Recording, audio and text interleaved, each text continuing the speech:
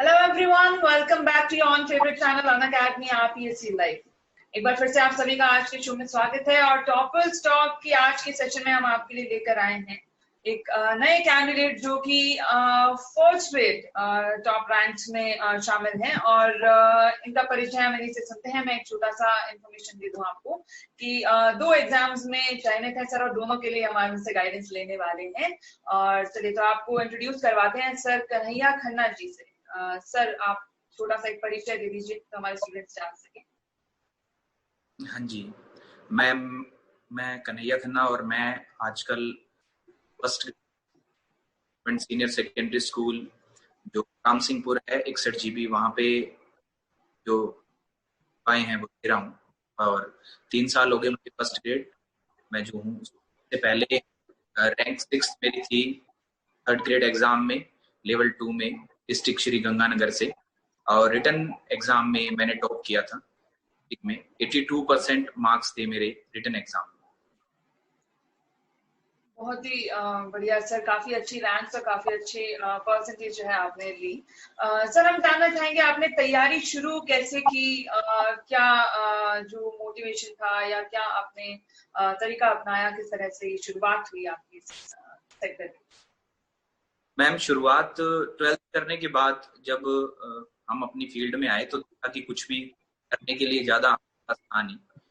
तो हमारी जो सिचुएशंस थी और जो आसपास का एटमॉस्फेयर था उसने काफी मोटिवेट किया। उसके बाद हमें हमारे जो गुरुजी हैं, हमारे सर हैं श्री प्रवीण जी भाटिया, उन्होंने बहुत मोटिवेट किया। उसके बाद लगातार उनकी ही जो गाइडेंस थी, सानिध्य था, उसमें हमने तैयारी की, मेहनत करने की कोशिश की।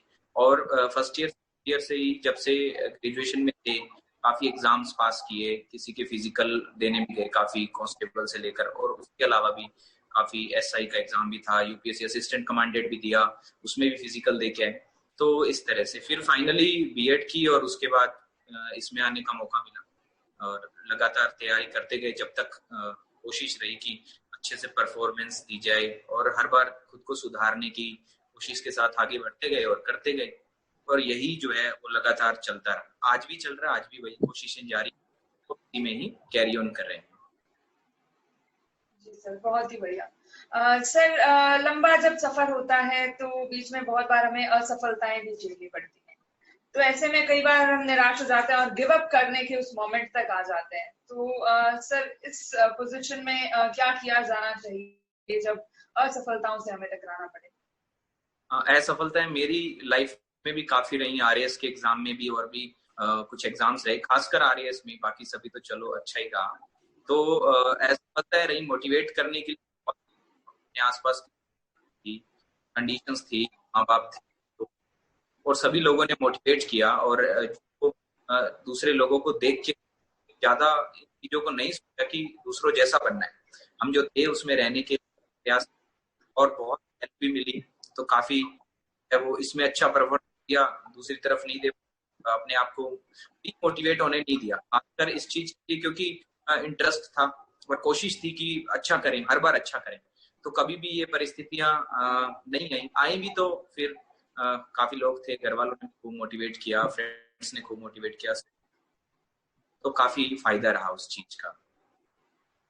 जी सर, तो मित्रों जैसा कि आपने सुना, अगर असफलताएं आती भी हैं तो आपको रुकना नहीं है, आपको चलते जाना है। बिकॉज हर बार अपना बेस्ट देने की आपको कोशिश करनी है।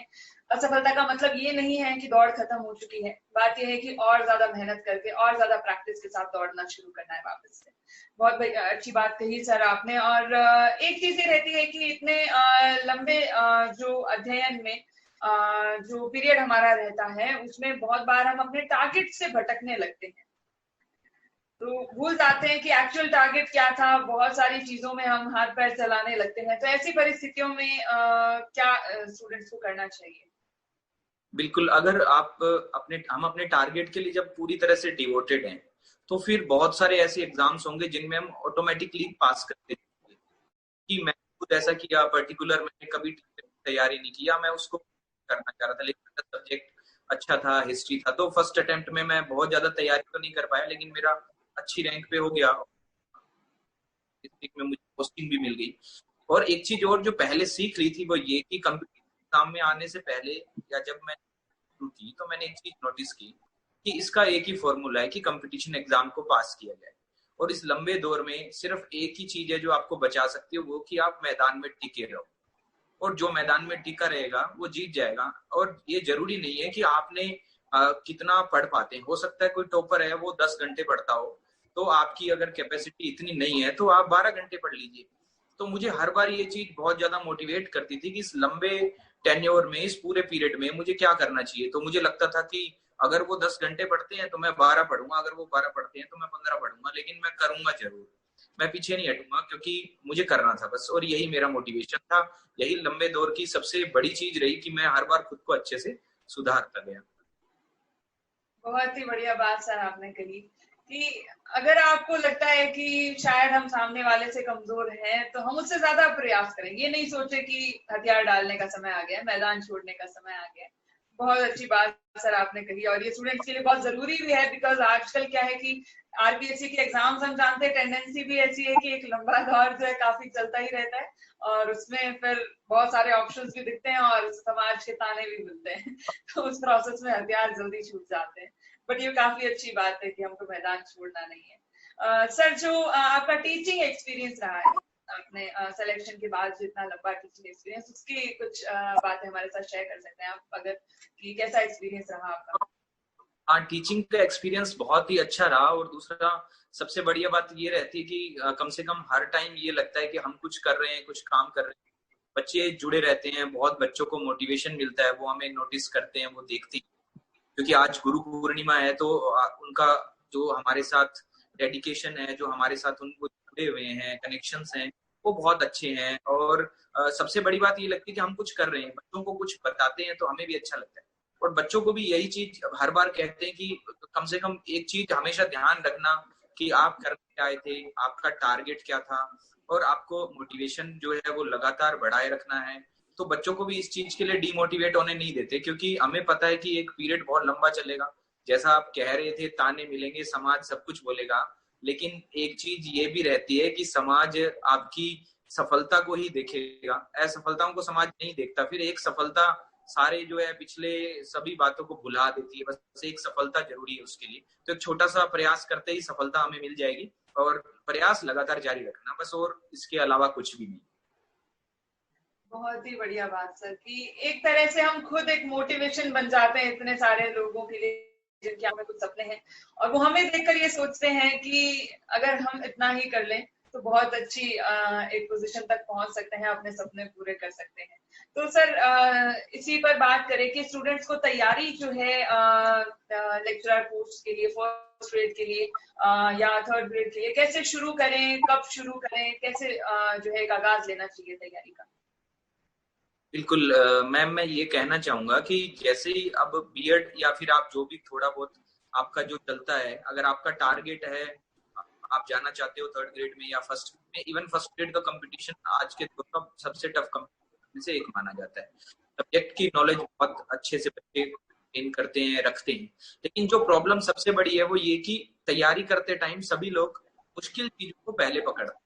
और मेरा ऐसा एक्सपीरियंस है कि अगर हम आसान चीजें सही करें, एवरेज करने की कोशिश करें, तो सिलेक्शन इजीली जो है वो हो जाता है। तो सबसे पहली चीज तो यही रहती है कि जो बेसिक चीजें हैं, जिनका वेटेज बहुत ज्यादा है, उन पे ज्यादा फोकस किया जाए। जबकि हम दूसरी चीजों पे ज्यादा फोकस कर, दूसरी चीजों पे बहुत ज्यादा जाते हैं, वो नहीं। जैसे सब्जेक्ट है तो उसका बेसिक है, बेसिक राजस्थान बोर्ड्स की बुक्स है या एनसीईआरटी है, आपका चैनल बहुत अच्छे से एनसीईआरटी को मैनेज करवाता है, तो वो सब करना चाहिए।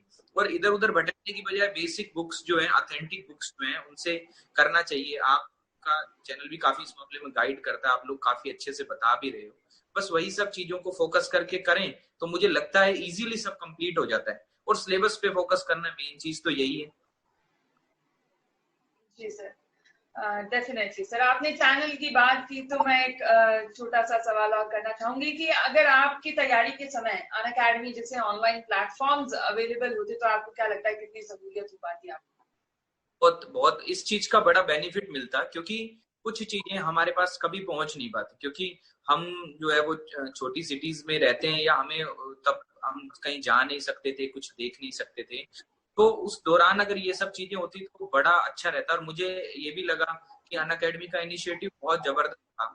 आज जब कोरोना है तो हमें ये बात पता लगी कि कितना वेटेज है इस चीज का, और एक मतलब जो पूरी की पूरी स्ट्रेटेजी थी आपके चैनल ने शुरुआत की, काफी चेंज किया।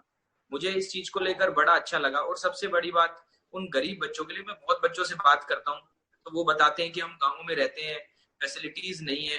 तो मैंने देखा, मैंने मेरे एक स्टूडेंट से बात की तो वो कहता सर मेरे घर पे नेटवर्क, मैं खेत में बैठ के पढ़ता हूँ।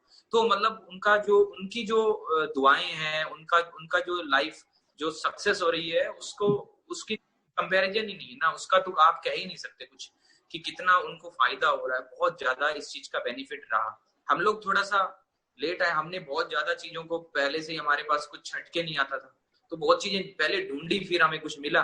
पहले मिल जाता तो ज्यादा अच्छा रहता। जी सर, बहुत बहुत शुक्रिया, आपने काफी प्रोत्साहित बात कही हम सभी टीम मेंबर्स के लिए भी जो इतनी मेहनत कर रहे हैं। अच्छा लग रहा है कि पहुंच जो है कहाँ तक बन रही है उस चीज की, और जो हमारा टारगेट है एक एक सपने को पूरा करना, वो कहीं ना कहीं हम अचीव करता हुआ दिख रहे हैं अपने आप को। जी सर, आपने जैसे बात कही कि छोटी सी सिटी में जो चीजों की उपलब्धता की अगर हम बात करें, तो सर आपने भी एक छोटी सी सिटी से निकलकर ही वहीं से जो आपने तैयारी की, तो क्या कभी आपके दिमाग में आया कि कहीं बाहर जाना चाहिए, अच्छे इंस्टीट्यूट्स में जाना चाहिए, या कहीं बड़ी सिटीज में जाकर तैयारी करनी चाहिए? आपने सिटी में रहने का ही निर्णय लिया, ऐसा क्यों? क्योंकि इसके पीछे सबसे बड़ा कारण था कि जो सिचुएशंस और कंडीशन, खासकर इकोनॉमिक कंडीशन, हाँ मन बहुत बार किया, लेकिन एक चीज और भी रही है, मेरे लिए प्लस पॉइंट रहा। मैं कम एज में जैसे लग गया, थर्ड ग्रेड 2015 में जब मेरा सिलेक्शन हुआ तो लगभग मैं 23 साल का या 23.5 साल का था। उस दौरान ये रहा कि अब नौकरी के साथ फिर पढ़ाई करने के लिए बाहर जाना पॉसिबल नहीं। अगर उस दौरान ऐसा होता कि हमें भी जो है वो इस तरह से चैनल्स मिलते और हम उसको उस पे फॉलो करते, उन चीजों को देखते, तो हमें बाहर जाना भी नहीं पड़ता, तो हम वहीं बैठ के कर सकते थे। लेकिन जॉब के साथ तैयारी करने के लिए, क्योंकि हमें सब चीजें देखनी पड़ती हैं, तो फिर बाहर जाना पॉसिबल नहीं हो पाता। और दूसरा, जब आपकी जॉब इतनी ज्यादा रिस्पॉन्सिबिलिटी वाली हो, बच्चों के लिए आप इतना रिस्पॉन्सिबल हो और रिजल्ट के लिए आप इतना रिस्पॉन्सिबल हो, तो खुद को बुरा लगता था कि हम बच्चों के साथ किसी भी तरह का धोखा नहीं करें। क्योंकि आप भी टीचिंग प्रोफेशन में हो, आपको पता है कि अगर हम ऐसा करते तो हमें बुरा लगता है कि हमने बच्चों के साथ गलत किया। तो वो जो चीज थी उसने मुझे नहीं जाने दिया। हालांकि सोचा बहुत बार, कोशिश भी की, पर मैं जा नहीं पाया कभी। बहुत ही अच्छी बात कही सर आपने। तो सर एक जो अभ्यर्थी तैयारी कर रहे हैं उनके बहुत बार सवाल आते हैं कि भाई जो टाइम मैनेजमेंट है, एग्जाम स्ट्रेटजी है, वो किस तरह की रखनी चाहिए उनको, ताकि क्योंकि वैकेंसीज आना एक संभावित जो चीज है, भविष्य भावी है कि कब आएगी कब नहीं आएगी, इस चीज का कुछ हमें पता नहीं होता है।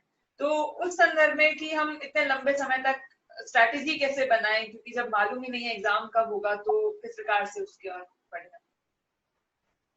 अगर आरपीएससी की बात करें तो आरपीएससी के लिए तो सीधा सा एक ही तरीका है कि आरपीएससी में कभी भी ये नहीं कहा जा सकता कोई पेपर की अगर वैकेंसी आई है वो पेपर हो जाएगा। ये हम इतने सालों में मेरा एक्सपीरियंस, क्योंकि आरपीएससी का कुछ शेड्यूल रहता है, कुछ कोर्ट केसेस और बहुत सारा कुछ ऐसा है। लेकिन सबसे बढ़िया बात ये रहती है कि आरपीएससी में फिर भी वैकेंसी आती है और फेयर रहता है काम। तो इसलिए जो पहले वैकेंसी सामने आती है उसकी तैयारी करनी चाहिए। और अगर आपका टारगेट लंबा है, आप सरवाइव कर सकते हो, प्रेशर से भी बच जाओगे, तो फिर आप जो आपके सामने है पेपर, जैसे मान लो फर्स्ट ग्रेड का एक एग्जांपल लेते हैं, तो फर्स्ट ग्रेड सब्जेक्ट की बहुत डीप नॉलेज की डिमांड करता है। तो वो आपको जो डिमांड है वो पूरी करने में ऑटोमेटिक बहुत ज्यादा टाइम लग जाता है। तो जब आपका टारगेट है तो आप अपना सब्जेक्ट बीए लेवल से मैनेज करना, प्रिपेयर करना शुरू कर दीजिए। और बीए से जब आप उसको पढ़ाना शुरू कर देंगे, मैनेज करना शुरू करेंगे, तो एटलीस्ट आप अपने टारगेट तक आते आते अपने सब्जेक्ट्स को बहुत मजबूत बना लेंगे। और यही जो है वो टाइम मैनेजमेंट भी है, क्योंकि आपने टाइम वेस्ट नहीं किया, कॉलेज में भी आप अच्छे से पढ़ सकेंगे और ये आपको आगे बढ़ने में हेल्प भी करेगा। क्योंकि कॉलेज में हम टाइम खराब ज्यादा करते हैं, कई बार पढ़ भी कम पाते हैं, तो कॉलेज में उस चीज का हमें बेनिफिट उठाना है। और फिर उसके बाद बीएड तक आप अपने आते आते अपने सब्जेक्ट को प्रॉपर वे में मजबूत कर लें, तो वो हमें हेल्प करेगा। जी सर, तो सर कुछ मैसेज जो आप हमारे लर्नर्स को देना चाहें, जो अभ्यर्थी हैं हमारे, चाहे आरएस के हैं, चाहे फर्स्ट ग्रेड, थर्ड ग्रेड, सभी के जो अभ्यर्थी हैं, उन तक आप कुछ मैसेज पहुंचा सकें आपका। आपके सभी जो व्यूअर्स हैं उनके लिए यही मैसेज है कि आप बहुत अच्छा काम कर रहे हैं, इसी तरह से आप लगे रहें। और उन लोगों के लिए जो इस चीज को फॉलो कर रहे हैं, उन्हें अपने सभी टारगेट्स को अचीव करने के लिए हमेशा एक ही बात ध्यान रखनी है, जो मैंने शुरुआत में कह दी कि जो टिका रहेगा जीतेगा तो वही। और यहाँ पे टिका रहना जरूरी है।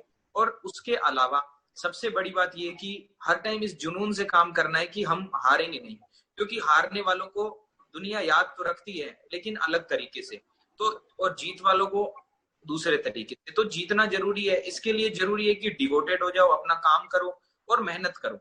और सब चीजों को छोड़ के, जैसा कि आजकल चल रहा है सोशल मीडिया और भी बहुत कुछ, इन सब चीजों के लिए एक ही बात कहना चाहूंगा कि जब आप लग जाओगे, आप कुछ बन जाओगे, आप कितना भी करिए, आपको कोई भी नहीं रोकने वाला।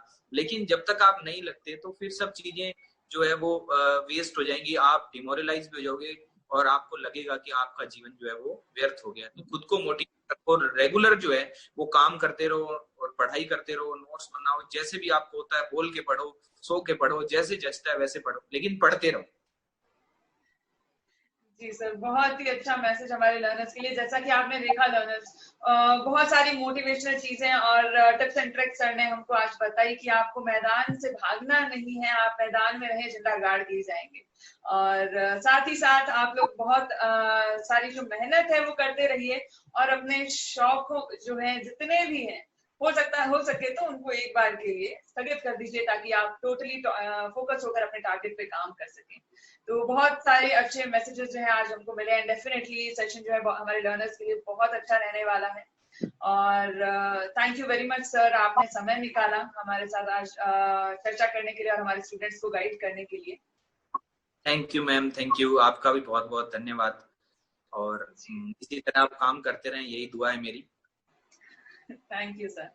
तो बिल्कुल नजर, आपके अगर और कोई भी सवाल बाकी रह गए हैं तो हमें कमेंट सेक्शन में जरूर बताएं, वीडियो को लाइक एंड शेयर जरूर कीजिए, ताकि जितने अभ्यर्थी हैं सभी तक ये मैसेज ज्यादा से ज्यादा पहुंच सके और सभी इसका लाभ ले सके। Thank you very much everyone, आज हमारे साथ जुड़ने के लिए। एक बार फिर हम मिलेंगे एक नए सेशन के साथ, तब तक के लिए टेक केयर।